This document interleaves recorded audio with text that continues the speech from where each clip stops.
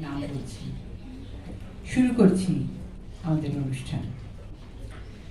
12 মাসে 13 পার্বণে ভরা বাঙালির প্রাণের উৎসব দুর্গাপুজোর পরিসমাপ্তির শেষে আজ আমরা শুভ বিজয়ার উৎসবে একত্রিত হয়েছি।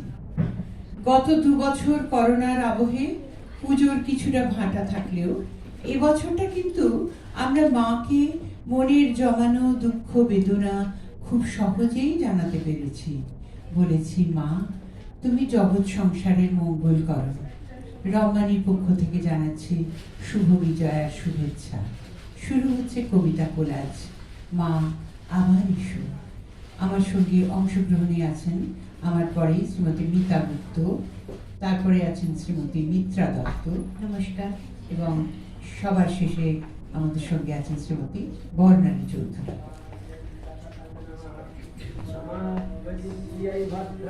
মাগো তোর আগমনে জাগলো সারা সবার মনে, দেশে দেশে ঘরে ঘরে শহর থেকে বনে। প্রতি বৎসর এমনি করে তোর তরে মা সবাই চেরোই, আসিস যখন মন খুলে মা মনের কথা কই। 1 বৎসরের জমে থাকা সুখ দুঃখের কথা জুড়াই মাতর চরণে গিয়ে মনের যত ব্যথা। তুইও তোমার বাপের বাড়ি আসিস মন জুড়াতে, 4 ছেলে মেয়ে নিয়ে আসিস সাথে। 1 বছরের প্রতীক্ষা শেষে জগজ্জননী মা এলেন এবং আমাদের মনের কথা শুনে আবার পাঠিয়েও দিলেন পতিগৃহে। কিন্তু আমরা কি বুঝতে পারি কত শত ভক্তের মনের ইচ্ছা অপূর্ণই থেকে গেল। আবার 1 বছরের প্রতীক্ষা।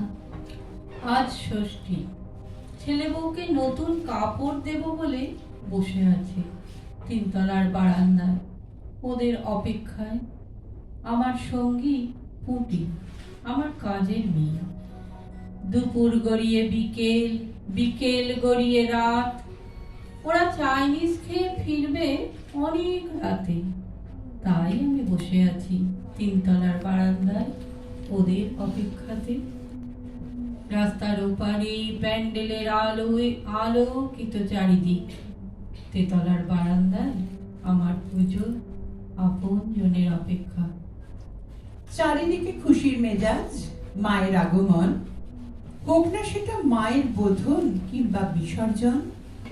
4টি দিনের খুশির পরে এলো বিসর্জনের জ্বালা। সকলের মুখ মলিন করে মায়ের যাবার পালা।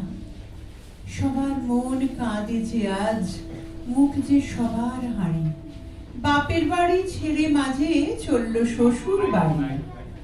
আবার যে যার মতো ব্যস্ত সবাই নিজের নিজের ঘরে। সবাই বলে ফিরতে মাকে আবার 1 বছর পরে। জন্মের পরে মা খেয়েছে বলে পাড়ার লোকে আমায় অলক্ষী বলে ডাকে, কিন্তু আমার বাবা তা বলে না। নতুন মাকে লুকিয়ে আমার হাতে লজেন্স দিয়ে বলে, খা রে সোনা। প্রত্যেক শরতে আমি নদীর ধারে ধারে ঘুরে বেড়াই, কাশের স্রোতে ঘুরে বেড়াই। আমি সারা বছর ধরে বীজ জোগাড় করে রাখি, বট, অশ্বত্থ, অশোক, তেঁতুল। বিসর্জনের বাজনা শুরু হতেই আমি সব শূন্যস্থানে ওদের পুঁতে দিই। দেবী দুর্গা জলে পড়তেই সেই জল ছিটকে আসে আমার মুখে চোখে। আমি স্পষ্ট দেখতে পাই আমার মৃত মাকে। ডুবে যেতে যেতে আমায় মা বলছে, সোনা মা আমার, এভাবে আকাশ আর অরণ্য হয়ে উঠবি তুই একদিন। হ্যাঁ দেখিস। সপ্তমী, অষ্টমী আর নবমীর শেষে সকলের মনের মধ্যে নেমে আসে বিষাদের ছায়া। 1 বছরের প্রতীক্ষার শেষ, মার বিদায় নেবার পালা।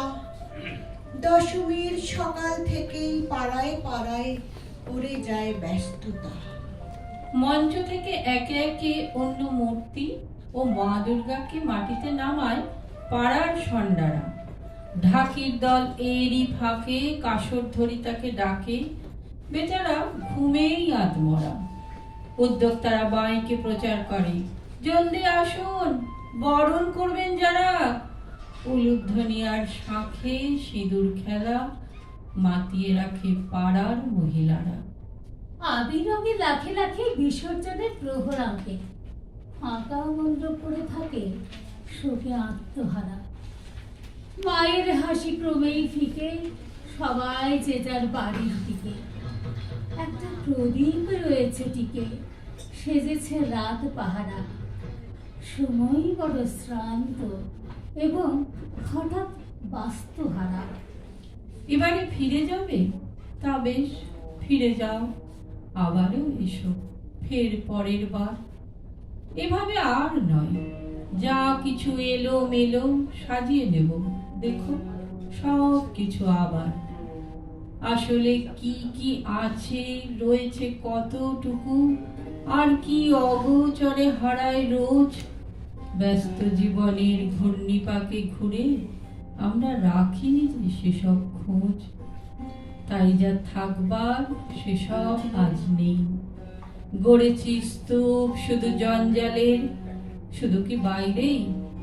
মনের অন্দরে জমেছে তিলে তিলে সেসব ঢের। এবারে বুঝেছি তা। তোমাকে ঘরে এনে দিতেই পারিনি যে বসার ঠাঁই। তোমার রং দিয়ে রাঙাতে গিয়ে দেখি হারিয়ে গেছে সেই স্বপ্নটাই। অনেক দেরি হলো বুঝতে সবটুকু। তাই তো আজ তুমি যাওয়ার পরে চোখের জলে ভিজে গেছে শিউলিরা। বিষাদে ছেয়ে আছে আমার ঘর। আবার এসো তুমি, সাধ্য যতটুকু সাজাবো তাই দিয়ে এ ঘর ফের। আবারও যেন পারি গভীর প্রত্যয়ে স্বপ্ন খুঁজে নিতে আনন্দে। আবারও যেন পারি গভীর প্রত্যয়ে স্বপ্ন খুঁজে নিতে আনন্দে। নমস্কার।